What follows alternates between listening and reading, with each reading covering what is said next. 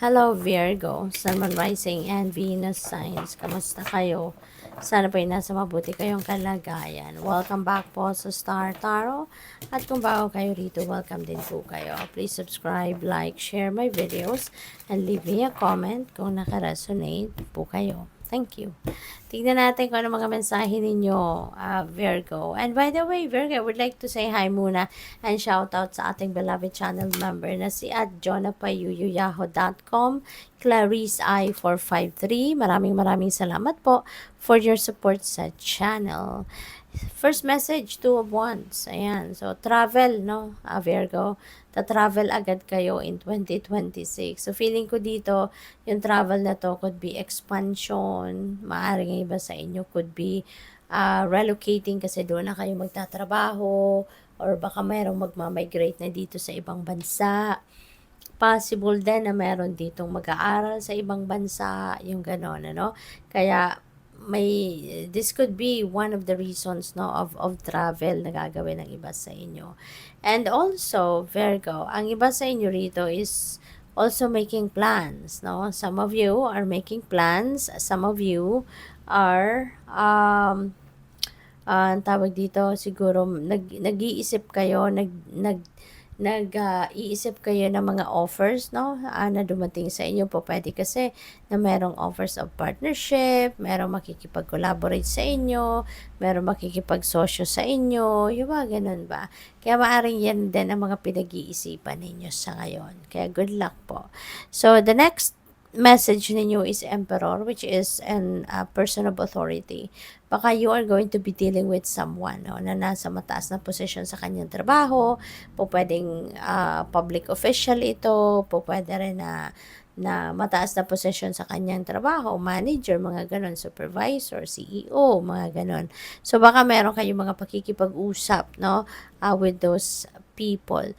Pwede rin na kayo ito, no, Virgo, baka kayo ang mapopromote into a leadership role, baka kayo yung magiging CEO, baka kayo yung magiging supervisor or manager. So, pwedeng ganun din ang ganap. This is time for organization din, no? For some of you, Virgo, baka gusto mo ngayon na mag-organize, hindi pa siguro kayo tapos sa pag-organize.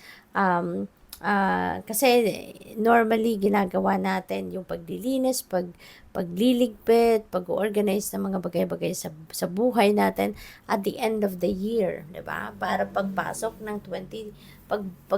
ng bagong taon, malinis, organized ang lahat. But ngayon siguro hindi pa kayo tapos gawin 'yan, kaya you are going to continue to clean up your house, clean up your cupboards or kung ano-ano pang mga bagay sa bahay ninyo, maaring pagpapatuloy mo pa rin yan sa ngayon. This is, si Emperor din is about stability, no? Kaya maaari ng iba sa inyo rito is going to focus on establishing lalo-lalo na your money, career, and finances. Baka sa ngayon, nagpaplano kayo or you're making plans, no, financial plans, pwedeng ganon. Baka matututo na kayo ditong mag-budget at baka magsisimula na din kayong mag-save, yung mga ganon ba. So, 5 of Cups, meron dito mga panghihinayang. Meron ditong mga merong pag-iyak, may lungkot, no, na nararamdaman ng iba sa inyo. And probably, no, meron din ditong leaving. So, pwedeng ikaw aalis, no? Kaya ka nalulungkot. Baka ikaw ay aalis, baka ikaw ay magbabiyahe, baka ikaw ay maglilipat ng bahay, magre-relocate, no? Kaya nalulungkot kayo because you are going to leave the place where maaaring nakatira ka din dyan ng matagal or nagtrabaho ka din dyan ng matagal kung ito ay trabahong iiwanan ninyo, you know? So, pwedeng ganun. Or, maybe you have lost something, no? Or maybe you have lost someone, kaya kayo nalulungkot. Okay? But sana, no, wag na kayong malungkot. Remember, Virgo, no, na sadyang ganun ang buhay, 'di ba? Na may mga bagay and may mga tao, no, na they just come and go. No, kapag tapos na ang kanilang mission sa buhay natin, they tend to go. They tend to just disappear. Sometimes nga, 'di ba, yung mga tao, meron dumadating na tao sa buhay natin, meron tayong nakikilala And after a while, bigla na lang nagdi-disappear, bigla na lang nawala, hindi natin alam, hindi na natin nakausap. Because, sadyang ganon, no? They tend to move out of our lives kapag natapos na yung kanilang mission sa atin. No? Ganon, and because they are moving towards a different path naman, at meron na naman silang ibang mission din. Ganon din tayo, 'di ba? Meron tayong mga pinapasok na relationship, no? Pwedeng kaibigan, pwedeng business partnership, pwedeng romantic, 'di ba? Then after a while, wala na, nawawala na lang. Nawawala na lang tayo, 'di ba? Hindi na lang natin na sila kinakausap or wala, umaalis na tayo, 'di ba? It's because we're done, no? Tapos na yung mission natin sa kanila, tapos na yung mission, no, natin sa isa't isa, kaya kailangan na nating mag-move on. So may mga ganun talaga. Kaya we need to be open to accepting that there are things, situations and people, 'di ba?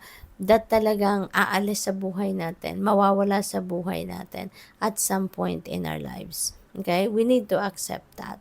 At hindi natin dapat na ikalungkot yan kasi everything happens for a reason. No? Everything happens in divine order and timing. When the time is right for them to go, by hook or by crook, no, talagang mawawala sila sa buhay natin. And we just need to embrace it. We just need to accept it. Okay? So, tignan natin kung ano pa ang ganap sa buhay ni Virgo.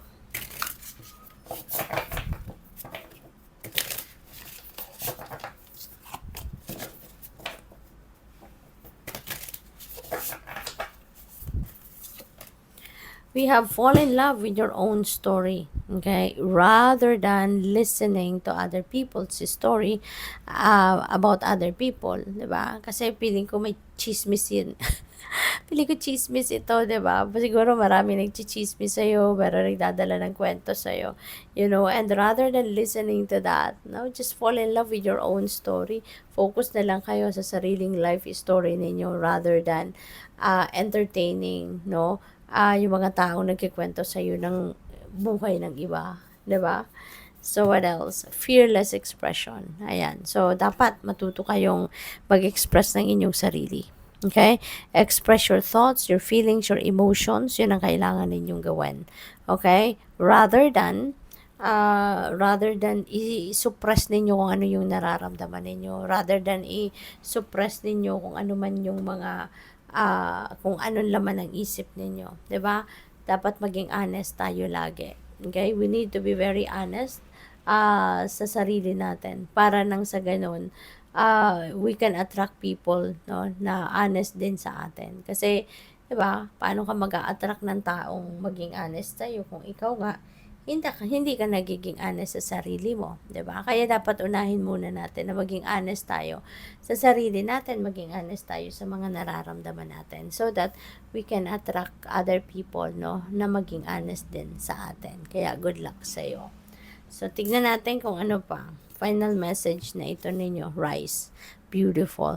Kung ano man ang kinakaharap ninyo na medyo mahirap, medyo difficult situation nito, no, you are going to rise above that, parang ano to, ang napipick up ko dito, parang you will be, you are being encouraged here to rise, you are being encouraged here to to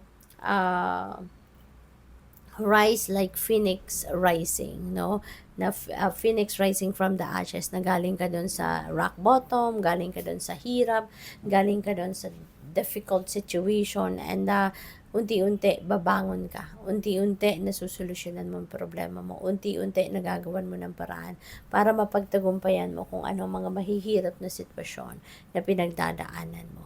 Okay? And you will end up victorious. You will be claiming your success. Good luck sa'yo.